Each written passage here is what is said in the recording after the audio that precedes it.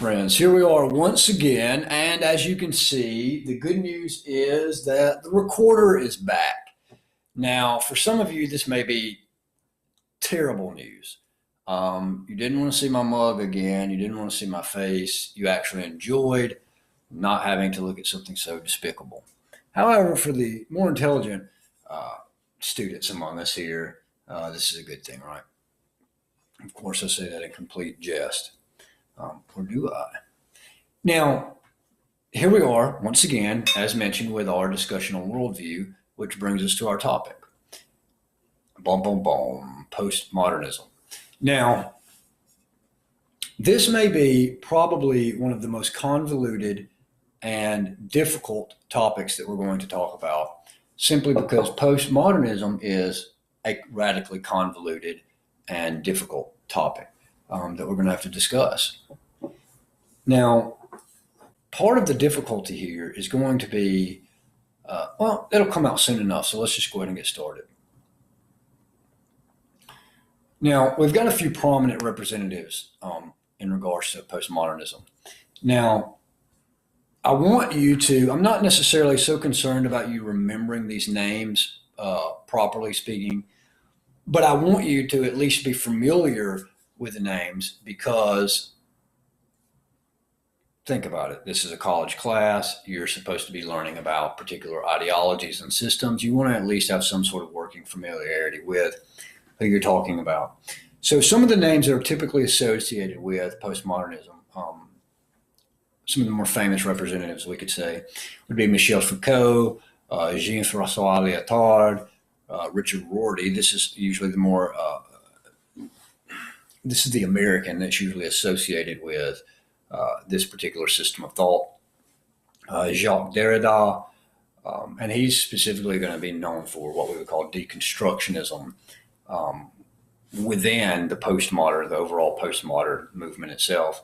And as noted here, just in small words here, or italics, as I know, there's going to be some others. But these are, and even these are going to be arguable in some sense. I'm going to have some people who say, "Oh, well, you didn't. I can't believe you didn't add. I can't believe you did add.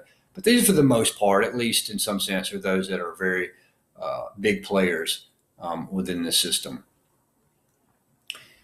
Now, as we move into our discussion, right, as it pertains to postmodernism proper, again, I'm kind of asking the question on this PowerPoint: is this the most difficult worldview? And some ways it may be, because postmodernism is not one of those types of worldviews like, say, theism, where you would say, all right, here's belief one, here's belief two, here's belief three, or you can even put it this way: here's basic principle one, basic principle two, basic principle three, something like that. Now, that's not to say, as we're going to make clear, that postmodernism doesn't have some of these basic principles at work, according to its view. But it's really difficult to pin down, unlike some of the other systems. The first kind of non-dogmatic position, supposedly, the first foundational point of the system is that it wants to be committed to this radical non-dogmatism, right? This is the sort of worldview that wants to pride itself on its ability to absorb and make sense of cultures that contrast with one another, with views that contrast with one another, with beliefs and ideologies that supposedly are in contrast to one another. And it wants to try to promote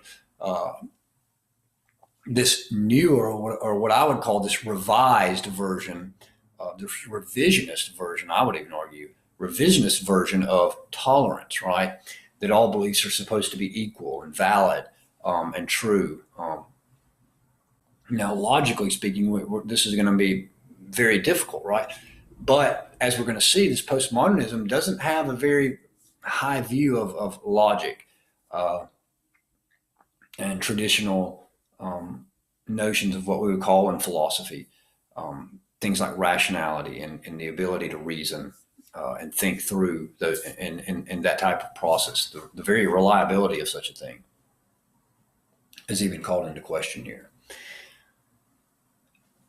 Kind of as a joke, I put here, I make note that this is just one of the textbook examples of trying to nail Jello to the wall, sort of thing, when we talk about postmodernism, because you may speak with one individual that identifies as a postmodernist in some sense, and vehemently deny what you're claiming that they actually think or what they hold to.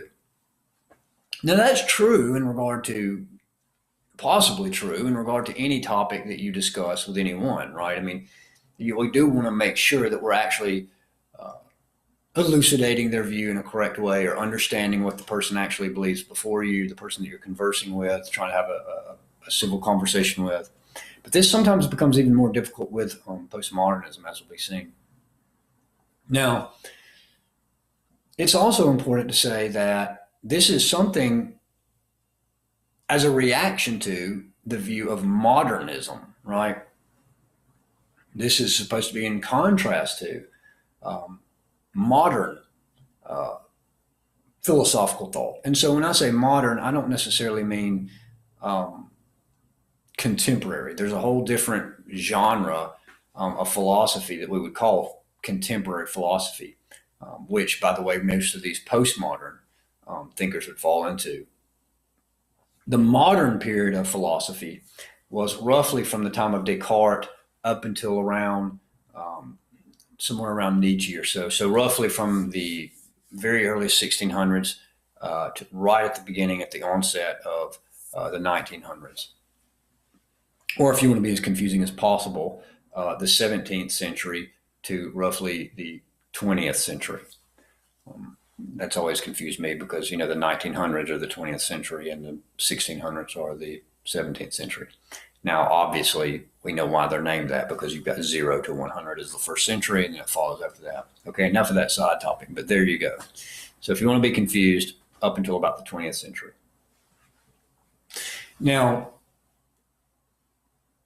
it's a reaction to modernism, because modernism, the postmoderns want to claim, is that modernism, this modern era of philosophy that begins roughly with Descartes, is on this radical, just what they would say, anxiety-ridden quest for certainty, right? That there's this real pursuit of truth. This is also, we can associate this roughly with the Enlightenment era philosophy, that there's this radical pursuit of what they would say is truth with a capital T. What we might want to call objective truths, or absolute truths, or truths that are external to ourselves, right? This is supposedly what this modern era of philosophy was all about. This Enlightenment era of philosophy was just radically committed to this pursuit of certainty, that you could know things with certainty, that it was almost a bad thing to be uncertain. And that our ability to use logic and reason and rationality was the end all be all, that it could be, that would solve all of our problems, right? Now, I don't want to get it too far into modernism because this is about postmodernism, but we have to see that in some way that it's a reaction to this. And again, as I note here, most systems of thought, right, are seen as reactions or answers to, or what's another way to put this? Reactions to, answers to, sometimes even stand in opposition to prior ideologies. Now, if there is one that actually does stand as almost a contrary position to its prior ideology, chronologically speaking, is it's going to be postmodernism. So let's go ahead and start to look through this, right? Now, I want to read you this because this is actually a statement by philosopher J.P. Moreland. And I think that he actually gets something very right here. I think that he sums this up nicely. So let me just read this. Postmodernism is a loose coalition of diverse thinkers from several different academic disciplines So it is difficult to characterize postmodernism in a way that would be fair to this diversity. And I'm about to continue this point. But again, the reason I say that is because I'm really trying to get you to understand at this point that it's not just this monolithic, this was postmodernism, this was the one guy that espoused this is how it took off. But it's this loosely kind of intertwined, interconnected ideology that is actually various ideologies all kind of flowing into this one grand, oh, well, this is the big idea that unites all of these kind of different sub disciplines or sub ideas that would contribute to this other. This is what, again, deconstructionism, linguistic analyses, cultural perspective. We're going to see all this. So it's just very difficult. So let's just try to hang through this. Now, I think this is actually a really good spot here. This is going to be taken from thinker William Lane Craig's text that I have noted here that you can check out if you want. But let me read this to you. During the 1970s, and again, if you have to, you can read along if that helps you to concentrate, or just kind of close your eyes and listen, whichever helps the best. During the 1970s, the postmodernist critique of objective canons of rationality and truth revitalized the old debate between historical objectivists and relativists, right? So let's cash that out first, right? What he's saying here is this whole renaissance, this whole change, this whole flux of different ideas about our ability to actually know objective truths, to put it a different way, to actually discover truth. External to us, outside of us, not just completely relegated by our own subjective experiences, not what we define into existence. This new postmodern movement, this whole new eclectic school of thought, it says it perfectly here, revitalized just the old debate between historical objectivists, right? He's talking about here in the context of knowing history in an objective sense. And the relativists that would say that we can't know objective truths, right? That truth is just relative. We're limited by our experience and all these sorts of things, right? Now, if you're already one step at the head of the game, you really see then this is kind of your first hint that postmodernism in one way is really not, there's nothing new about it, right? If you're on top of your game, you're already starting to see that if you've had any history of philosophy type courses, that wait a minute, this whole idea of truth and it not being ascertainable, right? We can't get there to these objective or these absolute types of truths that are transcendent over and above us in some way. That's actually been espoused even as far back as some of the early Greeks, right? So let's keep going. It's just saying this is kind of bringing this back up into the foray here, right? It's just kind of bringing this back up into the cultural mindset again, the debate, so to speak, the cultural debate, so to speak. So keep going. Rooted in continental philosophy and hermeneutics, right? And in the anti-realism of Wittgenstein, there has emerged a powerful postmodernist current of relativism which flows through virtually every academic field, including history in this context that the quote was taken from. Now, let me cash that out for you very quickly. He says, rooted in continental philosophy. Continental philosophy is a different school of thought than, say, what was usually dubbed analytic type philosophy, which kind of had its origin in the British Isles, so to speak. And continental philosophy had, for the most part, its roots on the continent of Europe itself, in the areas of France and other aspects of or other places within there, right on the continent, in the continent of Europe.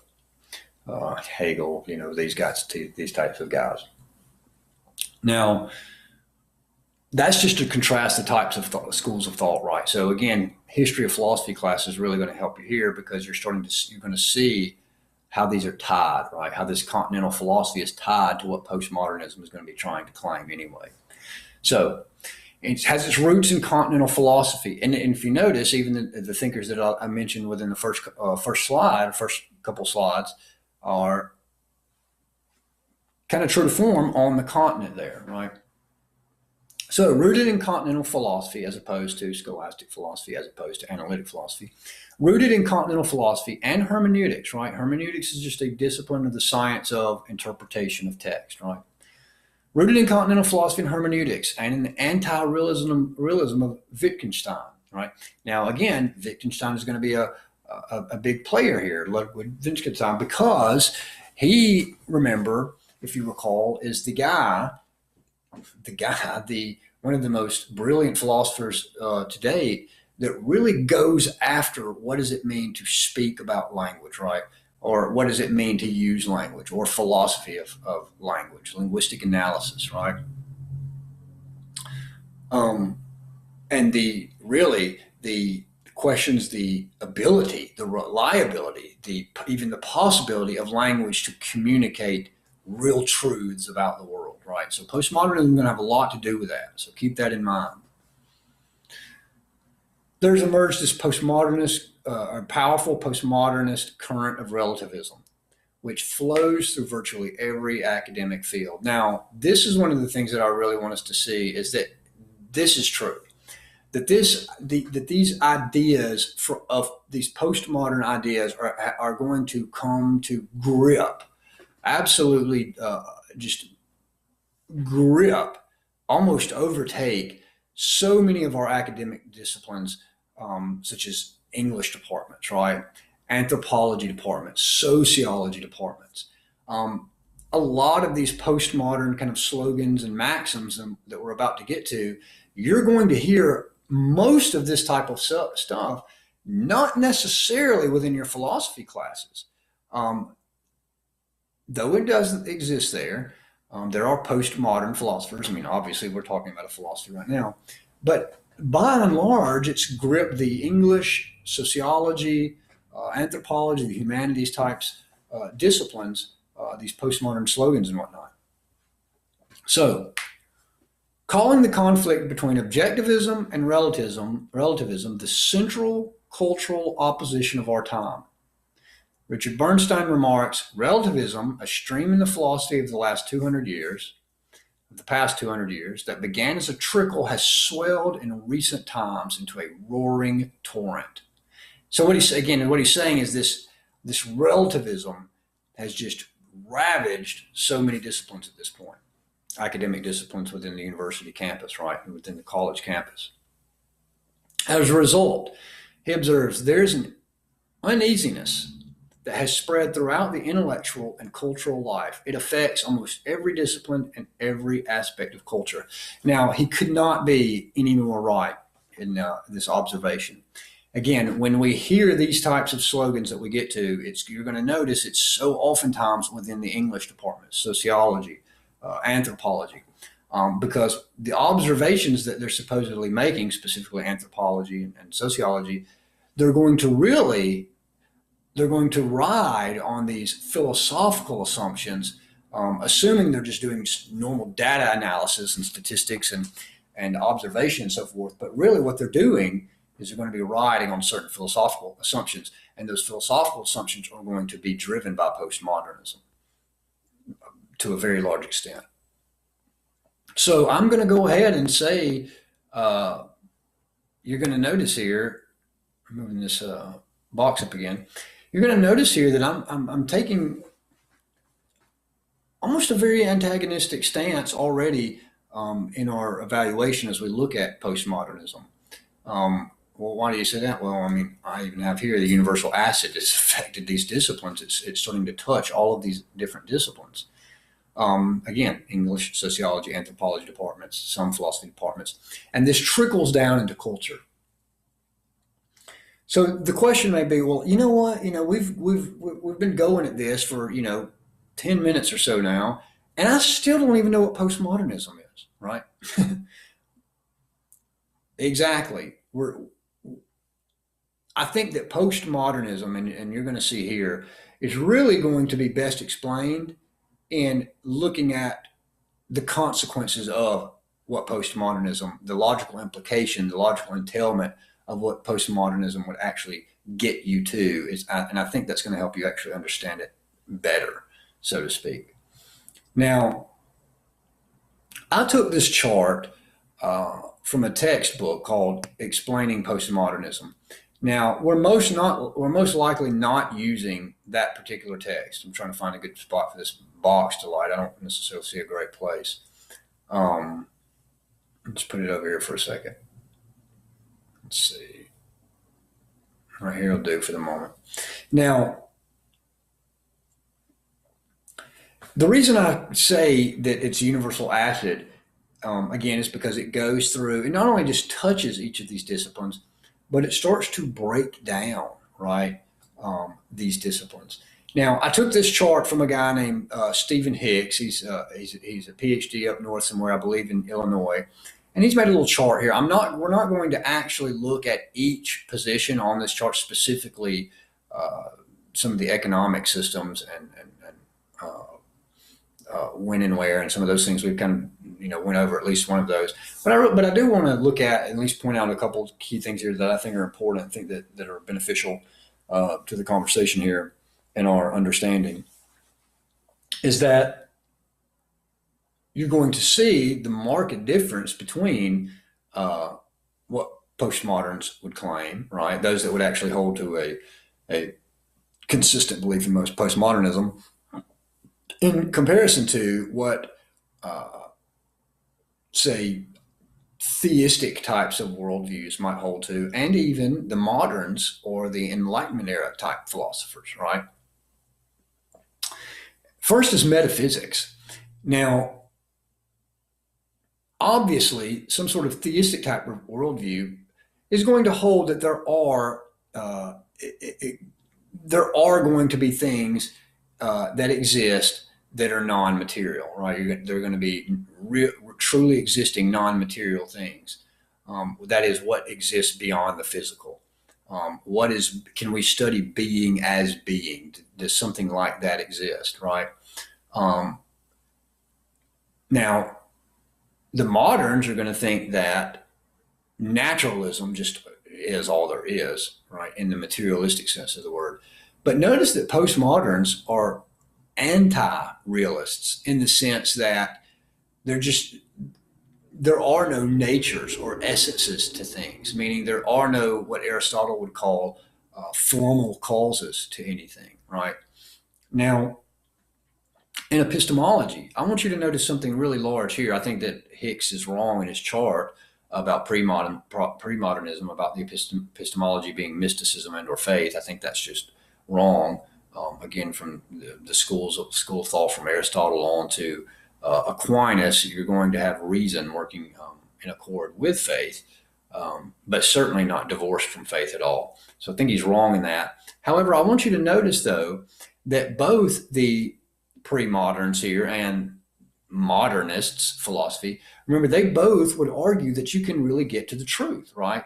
That there really is objective or external or absolute truths of some sort that can be gotten to, that are external to yourself or external to the subject, right? Now, notice this, the epistemology of how do we know something, how do we arrive at truth.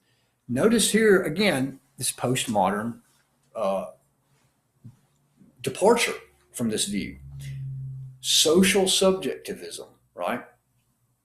This is where we're going to start to see things such as the belief that your society determines what is or isn't true, right? That your culture determines what is or isn't true, right? That your group identity determines what is or isn't true.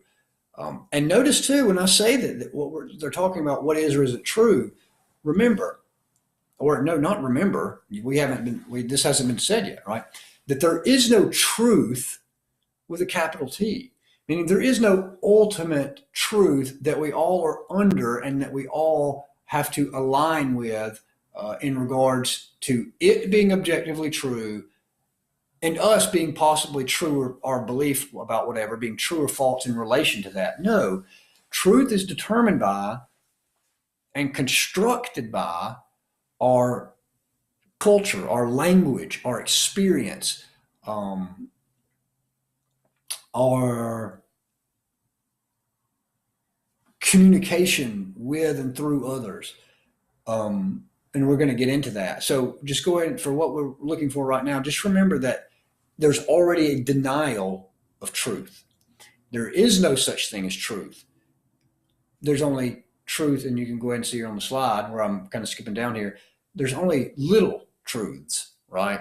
Truth with a little t, not truth with a capital T, not an objective or absolute truth, but just truth, right? Within culture, what's true for you, what's true for your culture, what's true for him, what's true for his culture. Just a radical sort of societal subjectivism, right? Now, I'm not worried necessarily right now for this, what it would claim in regards to human nature. We don't even necessarily have to worry about that. But I think that we can look at something here on the ethical spectrum, right?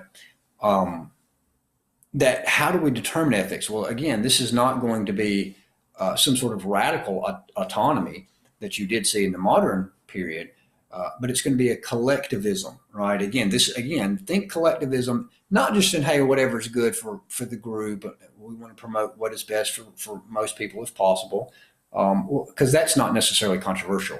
Remember, this is a collectivism in the sense of your group, your identity, your race, your position, right? Or within those specific groups,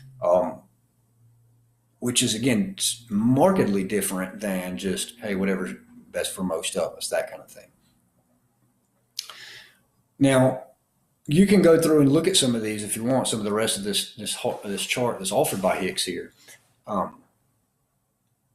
Kind of draw some conclusions if possible, bounce some of those ideas around in your mind to see if you can connect the dots of some of those. But we're going to go ahead and just leave those for a moment. Let's just go ahead and leave this particular chart and really start to cue in on or focus down on this, what we have right here, or what I've written right here, this little list about what does all this actually mean, this language analyses and deconstructionism, truth, all these sorts of things. All right, so now we're getting into the nitty-gritty, right? Now we're getting into, as Nacho Libre would say, now we're getting into the core of trying to explain and expound upon postmodernism, right? So one of the first things that postmodernism is going to do is going to deny the correspondence theory of truth. Now, if you remember from our earlier lectures, right, that the correspondence theory of truth is that theory that simply says that whatever, if someone's telling it like it is, right, then that's true. Meaning if they're saying something that corresponds to reality, then they're telling the truth, right? And if they're saying something that doesn't correspond to reality, then they're not telling the truth. Now, notice that the correspondence theory of truth assumes, it presupposes that there's an external reality and that your belief can be right in relation to external reality, or it can be wrong as it's compared to external reality. Postmodernism is going to say that that's exactly what we cannot know. We cannot know anything about reality, mainly because of this first point, our language. We are limited in our ability to communicate anything about the real because we're limited by our talk. We're limited by our language. And so language doesn't communicate, it doesn't capture the essence, if anything such as essence even exists, it doesn't capture the essence of something out there, right? All language can do is can communicate what we think that we know about the out there, right? What we think we know about reality. Well, why is that a problem? Well, it's a problem because where did you get your language? You got your language from your own culture, right? You got your ability to think and to communicate from your parents and the culture and the society and the group that you are with and identify with. This is where you picked all of this stuff up, right? Now, if it's true that, and that's what I'm going to deny is the truth, but if it's true that language is completely, our ability to think and do all these sorts of things is bound by the culture from which we come up under, right, which we live under, our society or our group that we live within, Well, if that's true, well, then we're going to be bound by that anytime we try to discuss what is real or what is reality, or if we try to discover truth in some sense. But if that's possible, or if that's true rather, for each culture or society and whatnot, then now we can see the problem is that when all of them try to speak of truth, they can't possibly be talking about anything coherent because they're all bound by these linguistics, so to speak, and words just can't capture those sorts of things for those reasons that and more that we've just went through. At least this is part of the problem, argues the postmodernist. Now, I think J.P. Moreland is right in saying this as well, in claiming that deconstructionism is what he would say the hermeneutic of postmodernism. And so deconstructionism, this is Derrida, this is Jacques Derrida's contribution to this, is that words and text, first he would say everything is a text, but that words and language cannot communicate real truth. Again, for some of the reasons that we've just discussed, but when you try to explain a word, of course, that you have to explain a word by another word, right? And again, the only way that you can explain that particular word is based upon your understanding of that word, which is based upon your own culture, which is based upon your society. All of these sorts of reasons, but long story short, just for you to understand, it's important to remember that what that argument is essentially claiming is that language is just not capable of really communicating any sort of objective or real or absolute truth about things that has the ability to go beyond its culture in some sense, beyond its society in some sense, go beyond the group in some sense. So as a result, you see that this naturally falls right into the whole thing about truth not existing, right? Or even if it does, that we just don't know such things, right? There is no, like Rotary would say something like, what I mean to say when I say that there is no truth outside of language is that just where there no language exists, no truth exists, something like that. At which now you see the cultural or the society or the group identity, right? Again, we can at least as of the time of this recording, we're starting to see a rise in the applicability of this particular philosophical ideology on college campuses and our political discourse at this point in time. That everyone wants to be associated so strongly with a particular group and their truth or my truth or our group's truth. These are true for us, right? That was true for you, but this is true for us. And all of these sorts of things that are currently coming around in the political discourse, right? Now, I know that you're probably thinking, what on earth? This is just, I know, I warned you, it was going to be a bumpy ride. Now, this last point, pragmatists and constructivists. Now, if you recall from any of your other courses that these are actually theories of truth, right? The pragmatist theory of truth that roughly would say that whatever works, whatever accomplishes some particular task, if it works, then that just means it's true, right? And a constructivist theory of truth is something like that, right? Not exactly that, but something like that, that whatever a society constructs, whatever a culture can agree upon, right? The agreement among all of the others in that particular culture, then what they agree upon, what they construct, what works, the pragmatists, but what works here in the sense that they all agree with this, they construct these truth templates, then that just is what it means for something to be true. Now, again, this is in direct denial of the correspondence theory, right? The correspondence theory being the common sense view that there's reality out here. We can either be in line with the reality, our beliefs can be not in line with reality. That's what they argue is just either doesn't exist or is just completely unknowable. Now, language analysis. I actually just went through these. But I sectioned them off uh, together and just forgot to scroll through them.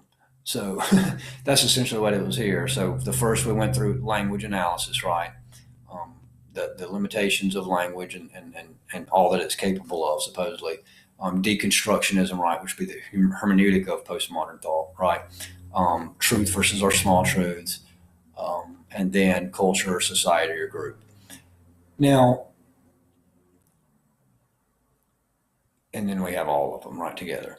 Now, what I want us to do is to focus on a couple of these problems because I think this is where you're going to get most of our existential import here, in regards to how this affects daily life, how this affects our living, right?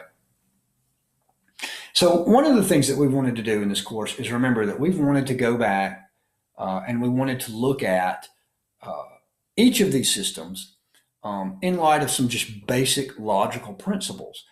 Again, not arbitrary logical principles, but principles that we just can't get around, right? Principles that, in order to deny them, you have to use them, right? So, one of the first things that we want to do is that, and J.P. Moreland does this, and I think he's right in this, is just challenge the very assumption um, that words, that language in some sense can't capture something about reality. The reason being is that language is not necessarily what we're even claiming. Well, not necessarily. Language is just not what we're claiming is capturing reality in some sense. So, for instance, if you go back to the day you were born, and then you start to progress upwards, you're already thinking and communicating, and you're making associations and categories completely apart from language. You're already doing that. So, for instance, if I'm, 1 year old and I'm looking across the room and I see that there is, like I'm doing right now, there's a wall with a picture on it. Well, at the very least, I'm understanding being. I'm understanding existence, meaning I'm seeing that there's existence as opposed to there's not non-existence, right? There's not existence. There's not non-existence. Now, one of the things, if you notice, I'm doing is I'm not using language to do that, right? Um, this would go back into classical philosophy and the idea that we're abstracting the nature or the essence of something, that we're realizing some truth about reality, um, but there's not necessarily any language involved within that. So the claim is not that language is somehow roping up reality and capturing it. That's not the claim. But I want us to notice too, though, that one of the first problems, if we look at the statement that language is unable to convey truth, right? What's the problem with that? Push pause. Think about that for a minute. What is the problem with saying that language cannot convey truth? That's self-defeating, right? If it's true that language cannot convey truth, well, then it's false. Because if language cannot convey truth, well, then it's true that language cannot convey truth, if that's true. But if that's true, well, then it's false that language can't convey truth because you're conveying it right now via language, right? A truth. On the other hand, if it's true that language cannot convey truth, then it's false because that itself is not even true, right? And I don't know what it means to say that I should believe something that's not true, right? It's just completely self-defeating to make these claims about language. Now, what they'll usually try to do, the postmodernists, is they'll say, well, no, I'm not claiming that truth can't be known. I'm just trying to say that truth in the sense that you call truth, like objective or absolute truth, those are what we just can't know. What's the problem? That's just as self-defeating. Because now it's a semantics game. You're just saying, well, no, I'm not saying that truth can't be known. I'm just saying that all we can know are small truths. But if it's true that all we can know are small truths, well, that itself has to be true, regardless if anyone knows it or believes it or thinks it's true or not, which means it's just not a small cultural truth. It's a truth that's true for all people at all places at all times, right? That's all we can know. That's all the ability that one has to know. But that's just what it means to say, make an objective or an absolute truth claim, right? Now, more popular ways to say this, right, would be something like, well, truth is determined by your culture, right? Postmodernism has helped us to realize that truth is determined by each individual's culture. Again, this is just as self-defeating. We're just going back to our methodology that we've used to evaluate and critique some of these worldviews, is to say that truth is determined by your culture is self-defeating, because what you're saying is, again, there's a truth that's not determined by a culture, and that's the truth, that truth is determined by your culture. Because when they say that, are they saying that that was just whatever truth is determined by their culture or your culture? Are they saying that just about their culture? No, they're saying that about any and all cultures that exist: the Japanese culture, the European culture, the Hispanic culture, the Indian culture. Put in your whatever you want right there, right? You fill in the blank however you like. They're making a claim that's true for all cultures, whether that culture believes it or not, right? Which is just to make another objective truth claim.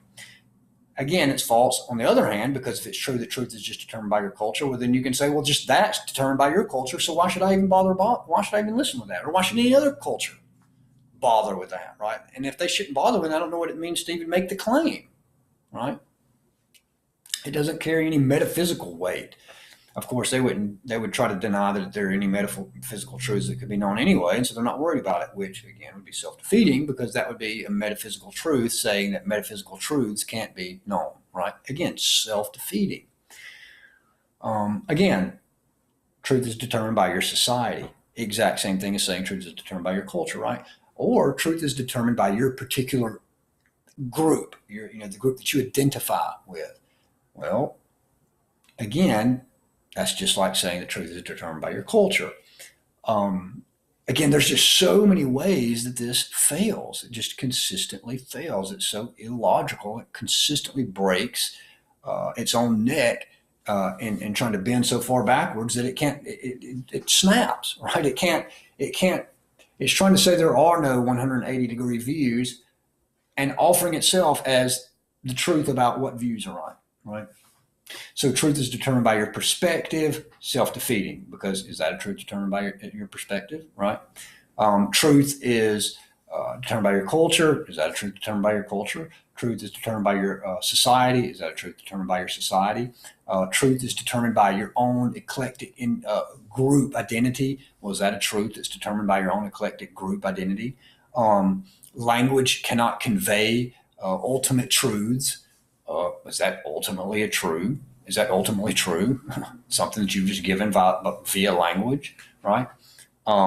Texts have no ability to communicate. Well, if you wrote that down, would it have the ability to communicate, right? And here's another one. That texts don't have a text, right? A book, right? There's no objective meaning in the text. The interpreter brings meaning into the text. So you hear that in popular phrases like this. It's even crept into theistic circles, right? That they would say, what does this mean to you? What does this text mean to you? Because you are what gives meaning to the text. But the problem is, again, these postmodernists have written books about postmodernism. So if I open up the book on postmodernism and say, oh, look, it says here that the texts, they're completely, the interpreter is what brings the meaning and the truth into these texts. Oh, so he thinks that I need to go to McDonald's right now, or what this means is I need to go to McDonald's right now and order 15 hamburgers and then throw them out the window as I drive off from the drive-in window and slam my car into the Ronald McDonald, right? That's what that means. Well, no, that's not what I mean. I mean that exactly. So the author gives the meaning to the text, right? The objective meaning to the text. And we have to try to figure out the authorial intent there, what the author's trying to say. So you can say this deconstructionism is a hermeneutic, right? But they're all going to end in these self-defeating types of statements. They're all trying to get around truth claims while making truth claims, right? They're going to say that you can't know the ultimate truth. You can't know the truth with a capital T.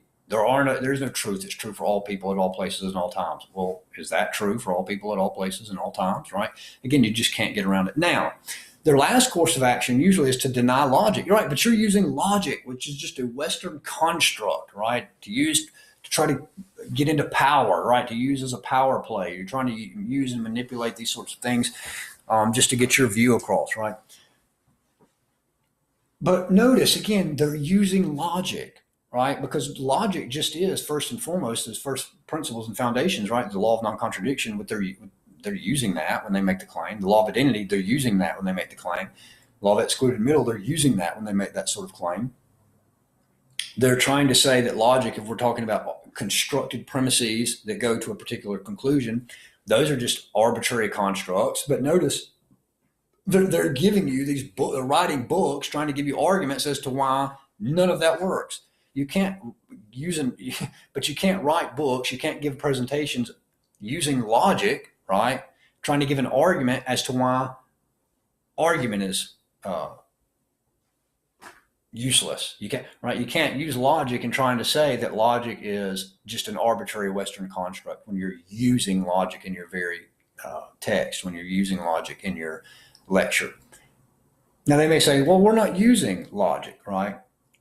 Yes, you are, right? Anytime you have a conclusion that you're trying to get others to agree with, and then you give reasons for that, that's just what it means to try to, that's just what it means. That's just what logic is. Except logic is just the study of, did these reasons actually support the conclusion you're trying to get to? So when you have some sort of belief or some sort of view and you want other people to believe it and you give them reasons, that's just logic, right? You're just trying to utilize that, which you're denouncing.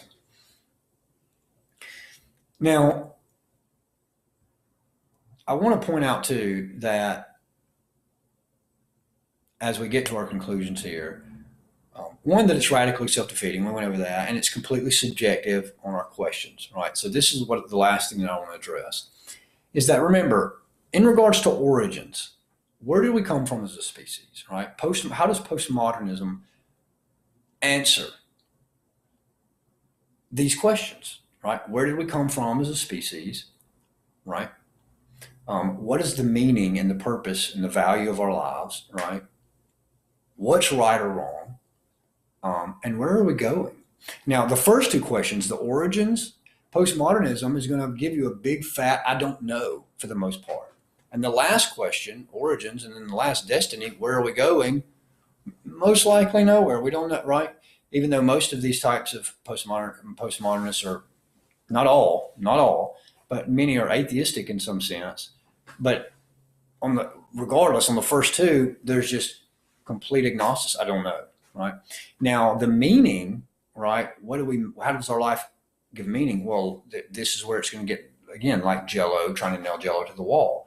But it's usually going to have something to do with the fact that we give our own subjective meanings. We give our own subjective morality, right? For the morality question, we assign our own values. We assign our own values and beliefs based on our own culture, right? Based on our own identity, our group identity, based on our own society in some sense.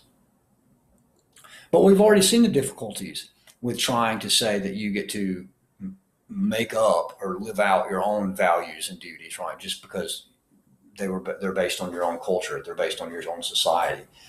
That's how we have atrocities committed, right? That's how genocide happens, right? When one culture gets to try to decide what they want to do with their own deal, right? There's more that could definitely be said here. And in fact, I put this chart here. Again, this is when I was prepping for this course, I ran into, coincidentally, just a couple of these observations by this Professor Hicks. Again, so if you want to look at that, you can come back and pause and kind of glance over this, because these again are going to be some of the postmodern claims that this particular culture is deeply racist, right? That this particular culture is sexist, that this culture in regards to its economic systems don't work. You can go back and look at that, but I'm not going to worry about that right now. But I just kind of wanted to include that to give you more to think about, right? Give you more to think about in regards to some of the claims there about what the attacks on even specific cultures specifically Western culture right now as we know it. Some of the attacks that are leveled at Western culture by postmodern thinkers. And then as you can go back and look at the chart there, do those really stand up to the evidence? Again, that's not most likely going to be required in your reading or any of your assignments, but that's just something else to chew on as we think about postmodernism. So I want to leave with this thought. Postmodernism wants to give us tolerance, right? It wants to say, well, because everything's determined by these cultures, everything is determined by these different societies, and there's no objective overall truth. It wants to give us tolerance in the sense that it's a very non-narrow and non-exclusive worldview. It wants to say that it's inclusive, right? But notice again, if we just do 5 minutes of critical thinking here, that if that view is correct, then it is just as narrow and it's just as exclusive because it excludes any view that disagrees with that, right?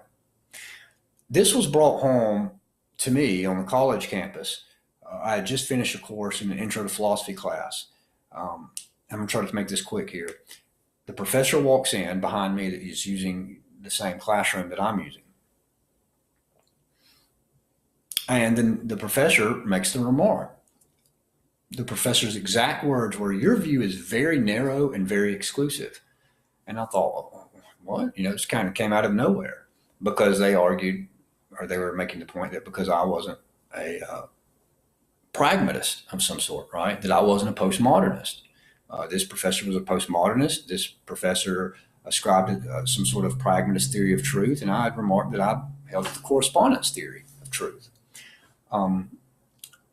When the professor said that my view is narrow and exclusive, I replied, I simply said, well, wait, if your view is correct and my view is wrong, well, then your view excludes my view, which means that your view is just as exclusive as my view, right? If postmodernism is true and its theories of truth are correct, well, then my view, the moderate realist view, and the correspondence theory of truth are by definition incorrect, right? And if they're incorrect, well, then postmodernism is correct, I'm incorrect, postmodernism excludes my view, and therefore your view is just as exclusive as my view.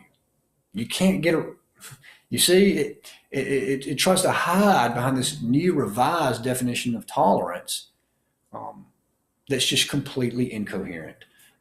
It breaks down once it's evaluated just with the basic tools of logic. So I want to leave you with that. Something to think about. This is a view that it's become is quickly dominating culture once again because it really holds up relativism as a virtue, which I would argue is a cheap virtue because it's nonsensical. And it can't give you what it's trying to promise there. Now, I know I've come down pretty hard on postmodernism here, but I'm convinced that's because it's just not a very strong view, neither intellectually, not saying that very intelligent people don't hold to it, but on its basic axioms, its basic points, that it just can't withstand intellectual scrutiny. So with that said, guys, I want you to knock it out.